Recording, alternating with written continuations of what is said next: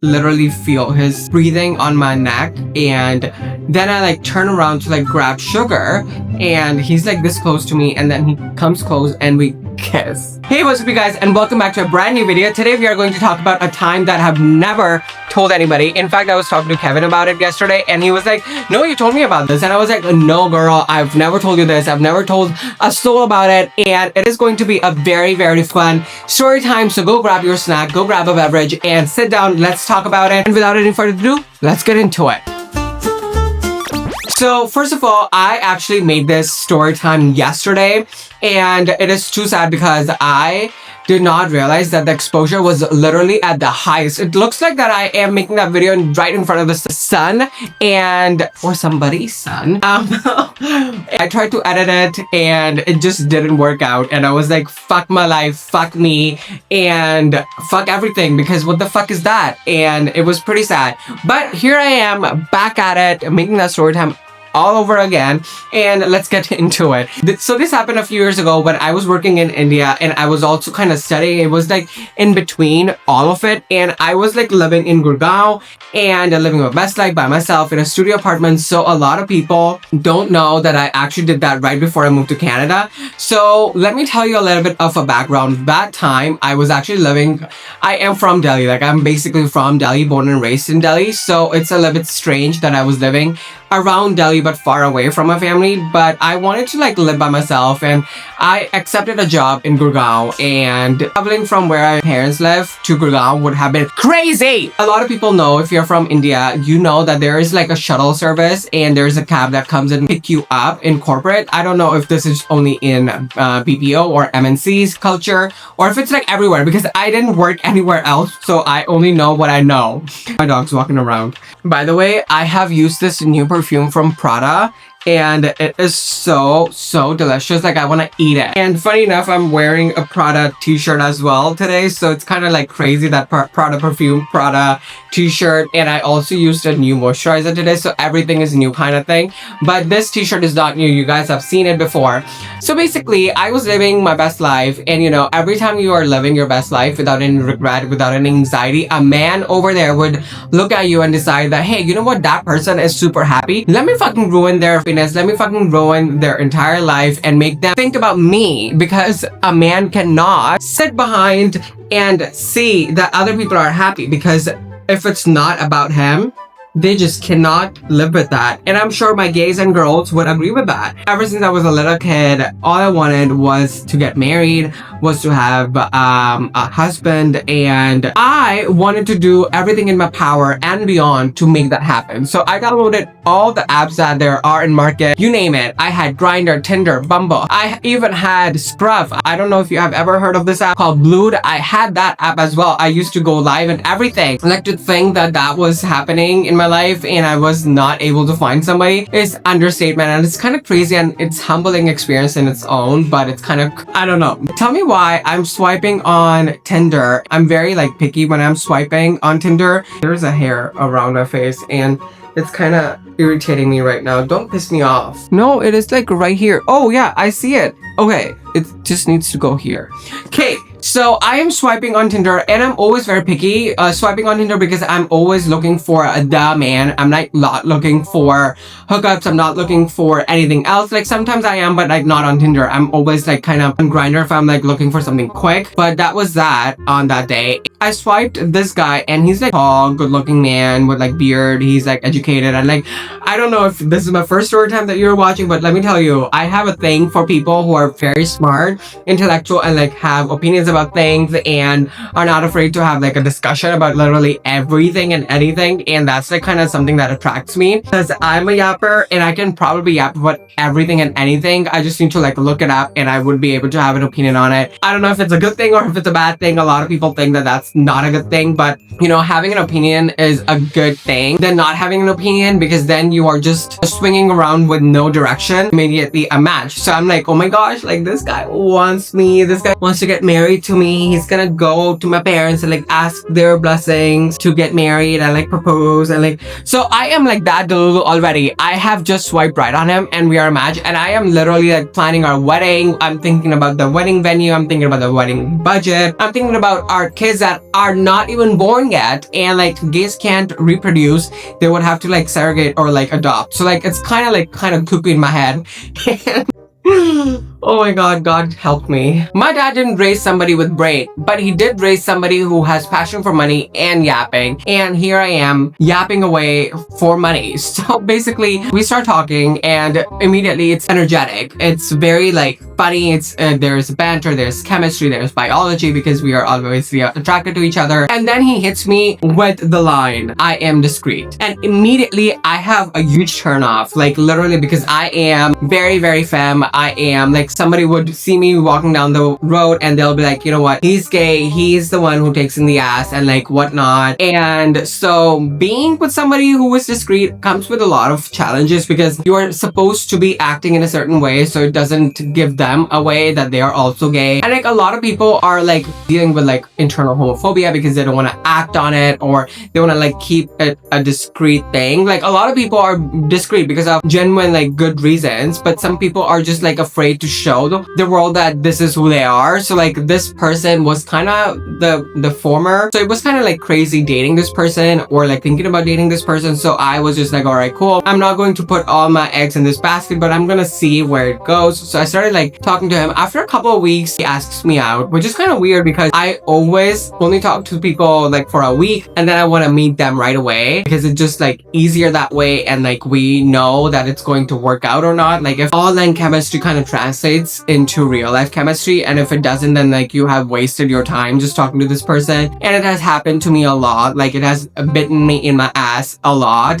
So after we decided to meet up, I spent the entire morning getting ready, shaving, doing skincare, doing spa. I took everything shower the night before. So it was like kind of crazy. I'm like all nervous. I'm jittery. I had some coffee that day, so I was very jittery. And if you don't feel jittery, like after coffee, you are the lucky ones because I feel so jittery after anything caffeinated. So I was like not feeling the best. I was so anxious. I was like having butterfly in my tummy, and I was just very excited to see where it goes because, you know, before a date, you never know where it's going to go, but you're hoping, finger crossed, that it does go in the right direction, like of a little bit more of dating, and like you want to know this person. There is that excitement getting to know this person. It comes around the time that I have to leave my apartment, and my apartment was like kind of close to where we were meeting, but like not close enough because I had to take an Uber. So I booked the Uber and I go downstairs, and this car is very cutesy and it was a vibe. I'm like, oh my gosh, everything is going according to plan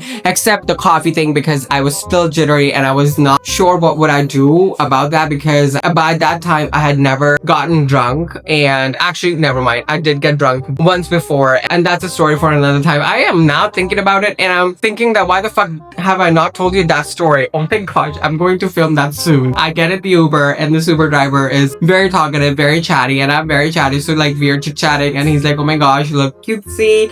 And I'm like, oh my gosh, everyone wants me, everyone wants to get married to me, but you know what, only one lucky guy can have me. So chatting with him and I'm like telling him that, oh, the Uber driver is very talkative, but I'm on the way. And then the twist of my life, the biggest twist that I never saw coming, was that this Uber driver gets pulled over by a cop. So, you know, if you live in India or if you have ever been to India and you have seen cops on the street, they have a stick to signal people to like stop. I don't know like if that's like a thing or whatnot. I haven't been in India for so long, so I just don't know. And when I was in India, I was like very young to like know these things. So it's kind of crazy because the driver had to leave the car to go out and like talk about it. And so I'm like there and I'm like still very anxious, like thinking about I'm going to be so late to go on this date, and this is gonna ruin the entire first impression, and first impression is the last impression, and this might have been my husband and now it is not because I'm late. Funny enough, the person that I'm with now, I was over 45 minutes late on a first date, and so I think it's a reoccurring theme in my life on any important first date or interviews. Actually, I've never been late on an interview. There is this cop who is like looking at me, and like I am like kind of avoiding looking at him, and because like I'm not a part of this, I'm just a passenger. I wasn't driving, my seatbelt was on, I was not at fault, and I was just like chit-chatting with the guy that I'm supposed to see in a little bit. And I'm like literally walking distance away from this restaurant, down. So I'm thinking maybe I should just get down. And as I'm pondering about it, this cop that has been eyeing me comes and like tells me to roll down the window. So I do, and he's like, hey, what is your name? Where do you live? Where are you from? And he asked me all sorts of questions, and I'm like, what the fuck? Am I in trouble? Like, why is he asking me? Like, I'm not the one driving the vehicle. But like, I don't argue. I'm like fully cooperative, so I answer everything that he's asking me. But like, one thing about this cop is he is super tall. He has broadest shoulder that I ever seen, and he has a very like sexy beard, and his eyes are very beautiful, like long lashes, and like just very, very pretty. Looking at him, and I'm like kind of stuttering now because I'm like nervous talking to him, and like that doesn't happen because if you guys are seeing me and I'm a chatter and I'm a yapper, best believe I do not get nervous while talking to anybody that I find attractive, which is like crazy to a lot of people, but like that's just the way I am because I'm so delulu. I keep telling myself that so and so person wants me and I don't want them, so why am I being nervous? So I started talking to him, and he tells me to get out of the car, and it's like not threatening. He's like just being nice and like talking to me and like telling me what's going on with the cop, and like basically one of the headlights weren't working or something like that. And then he tells me that he can either drop me or I can walk to the place, and he also asked me where am I going, to which I say that I have a date and I am gonna go there. And I didn't even just specify that it's a date with a guy or a girl, and he asked me,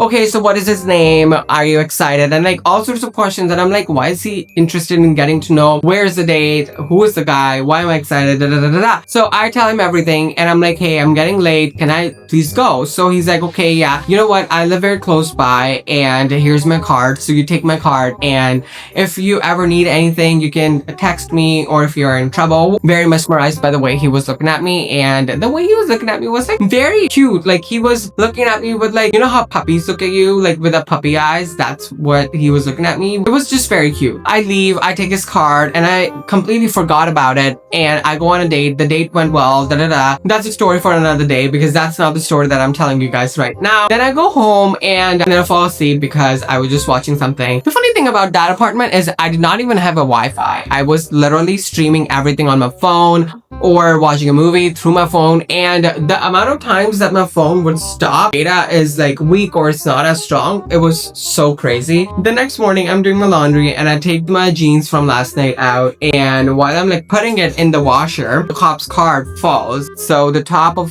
the card where the number was right on the top, and I look at it and I'm like, could it be a coincidence, or is the universe telling me to text him? And I'm very good at like deluluing myself into believing that everything is a sign from the universe, and like this person is going to be the one, so I better like take a step towards it. And you know, that is very interesting, like because when I'm anxious I don't tell myself that, hey, like you are being a dumb bitch. I just keep telling myself bad shit about myself anyways. And I text him and I am like, hey, thank you so much for last night, and it was very nice of you to help me. Like I texted him at 12 p.m. and since I texted at noon, I was thinking that he's gonna be at work, so he probably will respond to me at night. But tell me why this person texted me within 2 minutes with like this big of a paragraph asking me, hey, how was my day, how was the guy, like did I enjoy, and did I get home safe, what am I up to today, and da da da da. And I'm like, oh my gosh, he wants to get to know me, like he wants to get married to me, like why is he so interested? And like one thing about me is I try to play nonchalant and play hard, but I am nothing like that. Like I just couldn't be like that, and I feel like I am the opposite, extreme opposite of nonchalant. Telling me how my date was, that it was good, and like I'm doing my laundry and I'm having lunch, and I ask him a lot of things, then he asks me a lot of things, and then after like a week or 2 weeks just chatting with each other and like actually like getting to know each other, and we both know where we are going with this, but we're both not saying, which is the beauty of it. Like after a while he's like, he texted me out of nowhere around like 6 p.m. that, hey, I'm in your area, do you want to go and grab some tea with me? And I'm like, okay, yeah, let's go. We go and have a sandwich and a tea, and then it turns into a pizza, and then it turns into chatter until like 10 p.m. and I'm like, oh, I have to work tomorrow, so I gotta go home. And I was gonna book an Uber, but he tells me that, hey, you don't need to book an Uber, why don't I just drop you? So I'm like, oh yeah, yeah, sure, drop me or whatever. I'm trying to play nonchalant. He has like a motorbike, I think it was Royal Enfield or something, very hot, and he brings it, and then I sit on it, and I'm like, I sit on it.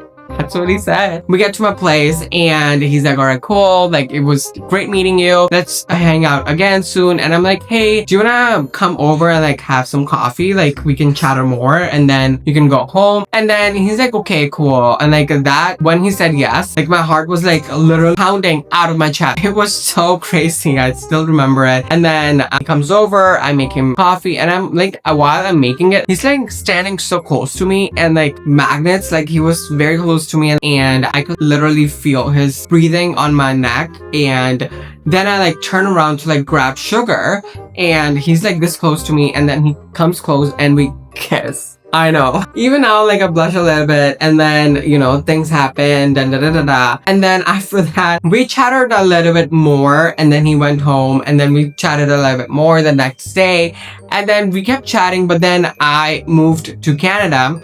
And in that time of us meeting and then me moving, it was only like a month and a half, so we couldn't really meet after that, but we kept chatting. But then it just kind of fizzled out and we haven't spoken since, but like that's what happened to me, and it was pretty funny. If you like this video, give it a big fat thumbs up, and if you want to watch more of my videos, please go and subscribe to this page because I'll be posting twice a week, every single week. I'll see you in the next video. Bye, divas!